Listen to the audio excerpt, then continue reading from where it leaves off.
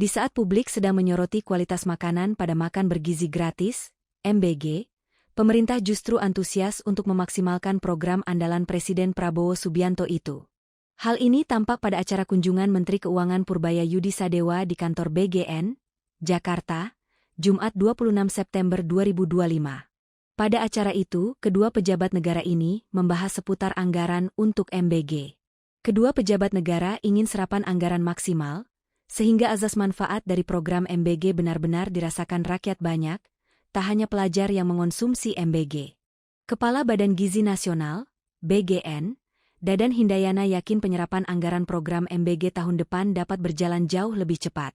Menurut Dadan, dengan alokasi anggaran yang disiapkan Kementerian Keuangan sebesar 335. Download Tribun X sekarang, menghadirkan lokal menjadi Indonesia.